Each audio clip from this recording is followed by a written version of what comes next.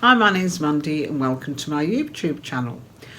Now today I have some works in progress to share with you. That's cross stitch, knitting, crochet, and I've got a brand new quilt I've started.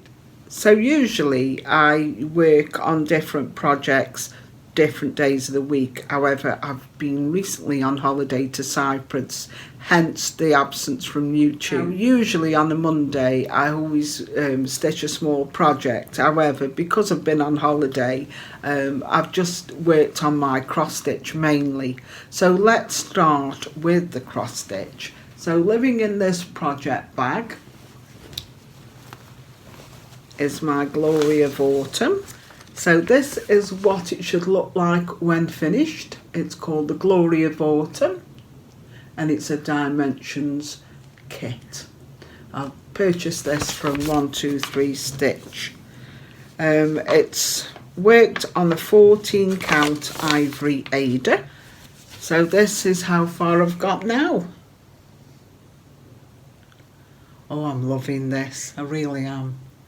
Isn't it beautiful? Now I have got to do some outline stitching, so while it's out the hoop tonight I think I will do that. I've already got some of my threads ready to stitch. As you can see, I think it's here, you can see where I've started doing the outlines. So I will complete the outline stitching for this part and the two ducks there. Well, I really am pleased with how this is turning out. I must admit I've ran out of one of the threads, so I've had to break into another dimensions kit, but hopefully all will be okay. So there we go.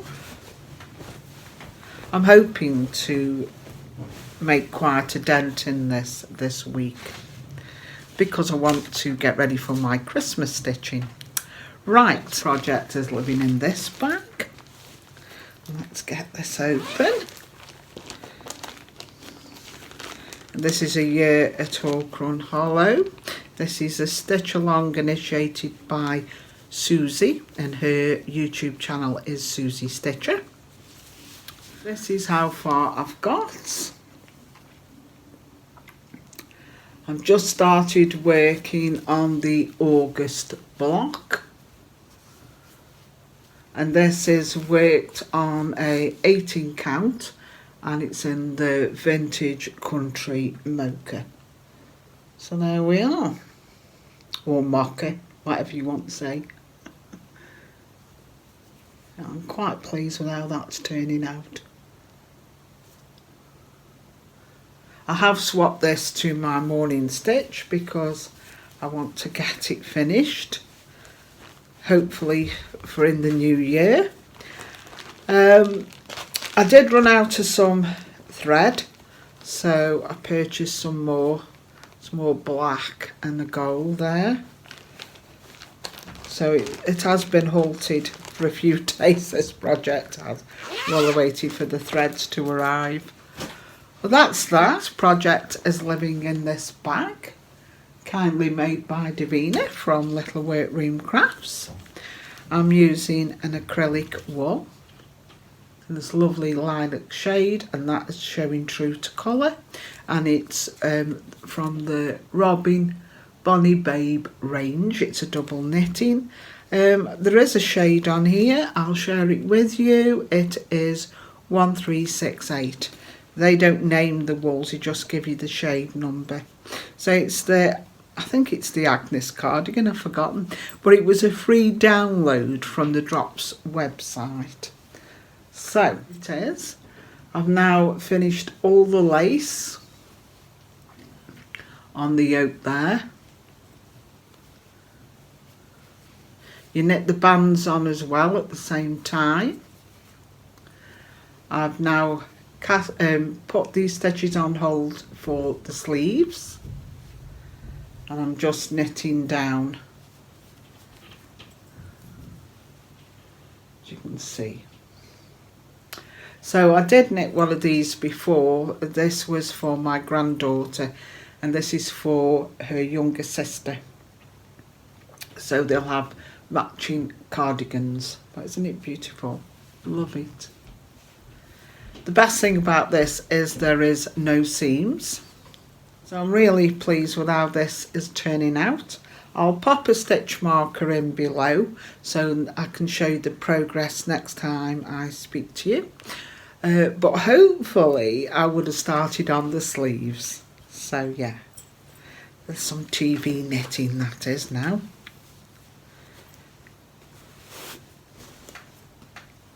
Next project I want to share with you is my Doom Blanket by Attic24. It's a free pattern on her website. You can buy the packs of wool, I think it's from Wool Warehouse, but there are two ways of crocheting this blanket. There is the random stripe or the colour wash, and I chose the colour wash. So here we go. It says, she does say to you when you do your starting change to use a larger hook, which I did, but it is pulling in a little bit. But here we go. I'll show you. Goes into like a brown sandy colour, and then we got the pink, which I think are shells, and then I'm now working on the silver. So I've just finished the duck egg blue. I've now gone on to the silver. So I think it's a pale blue next, cloud blue, and then I would have finished all the stripes, and then all I need to do then is sew in the ends and work the border. So there we go. It's quite a lengthy blanket, this one is. This is for my eldest daughter who has a camper van. Now Lucy from Attic24 has taken the inspiration for this blanket from the Flyde coast, which is in the northwest of England. It's Cleveleys, Fleetwood, Blackpool, that's the Flyde coast. And she's taken the inspiration for the colours from that area. So I thought it'd be lovely to make this for a camper van. So there we go. Okay, so the next project I want to share with you, and I'm saving the best till the last, is my brand new quilt that I've started to make. It's featured on the front cover of the Primitive Quilts and Projects magazine for fall 2024. As you know, I'm a subscriber to the magazine, so I get access to all those back issues right way back from 2011. Now, I just want to mention, whilst I'm on the subject of the subscription, that they've now launched the Primitive Quilts and Project Stitch Club, and it's called the PQP Stitch Club. Okay, now if you haven't got a subscription, I strongly suggest that you do, because you can subscribe either by, I'll put a link into Judy's video, okay, on YouTube, which explains it far better than me, and in there there'll be a link so that you can go through to subscribe, or you can actually go onto their website and subscribe that way. So let's get on with this quilt. I'm going to show you a full picture of this quilt. Like I say, it's called Gathering Together, and it was designed by Jo Morey for the Primitive Quilts and Projects. Now this has been rated as intermediate. So I thought, right, I just love it. I thought it screamed autumn to me. But the majority of those fabrics used in this quilt are from the collection Harvey's Wishes by Deb Strain. And, you know, for Moda Fabrics. And I think there was one shop in the UK just sold one of those fabrics. So I thought I'd take advantage whilst I was on holiday in Florida. And I trawled through many quilt shops, and unfortunately I just couldn't get hold of the fabric. Then I had to look for alternative fabrics. So for the square in the square, the little pumpkin, I have chosen this fabric. It's by the Brother and Sister Studio. I purchased this from Hobby Lobby in the States. So then I chose 3 fabrics. It's from the collection Quaint Cottage, designed by Gingerbread for Moda, and I thought those would really tie the quilt together. So I did manage to get some harvest wishes. I nearly did a cartwheel. Here we are, and I've used that as suggested in the pattern in the hourglass blocks.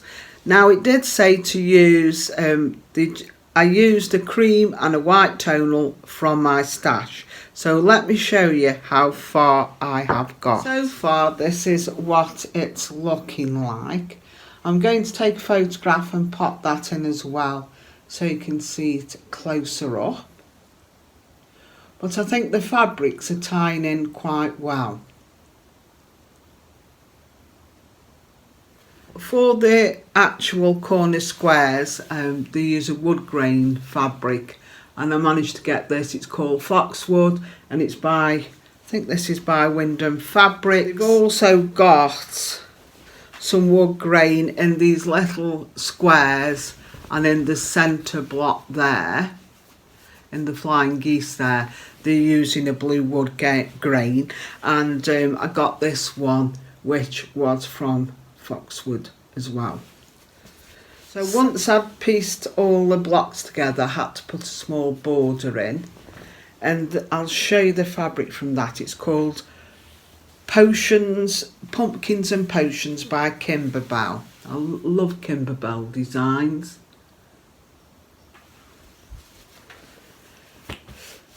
Because they always have these little tiny patterns on. And then I've used just an orange coloured batik for the next border. Now I love this, the pumpkins. Let me show you the pumpkins.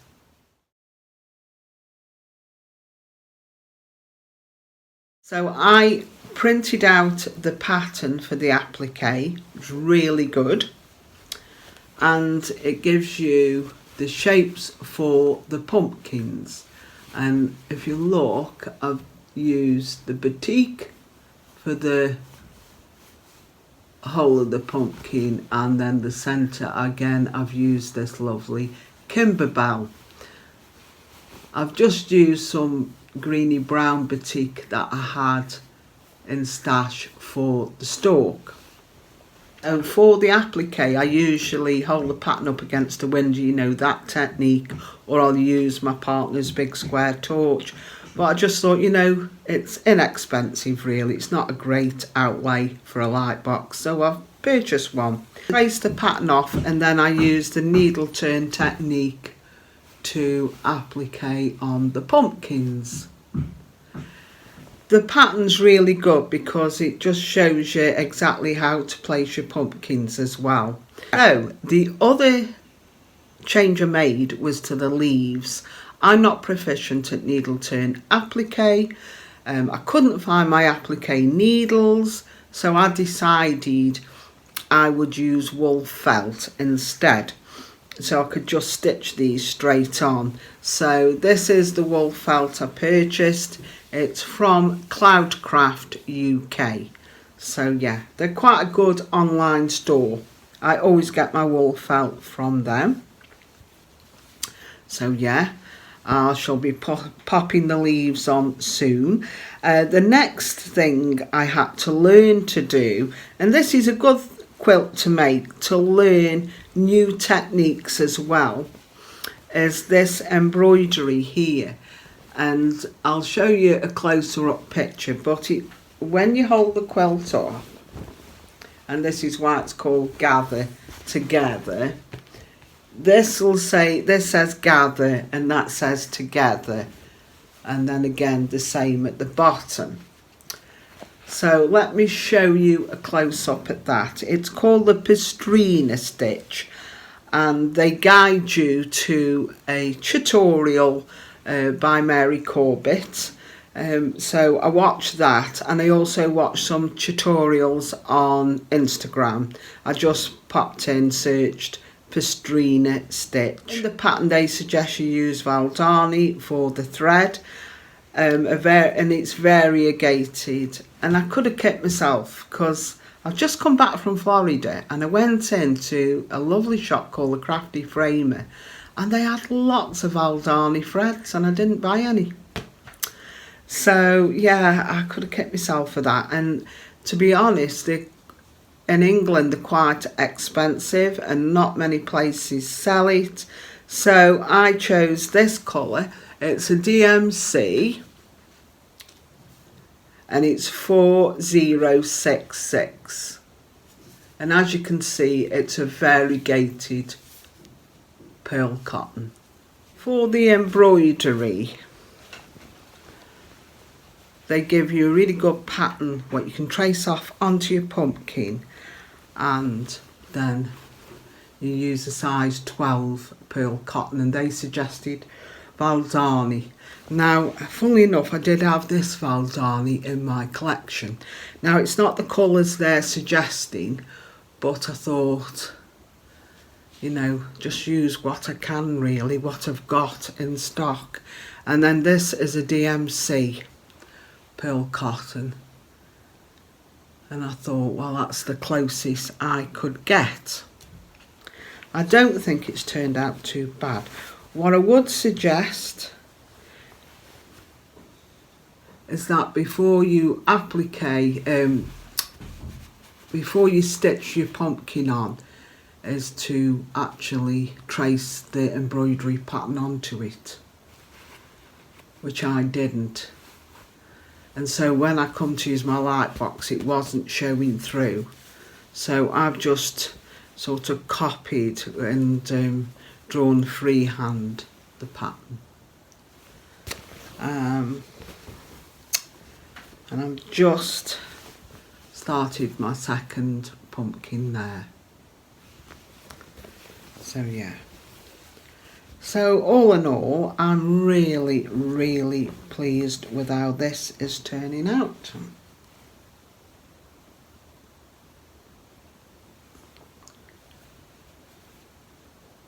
So thank you for watching, and next time I speak to you, hopefully I'll have this finished.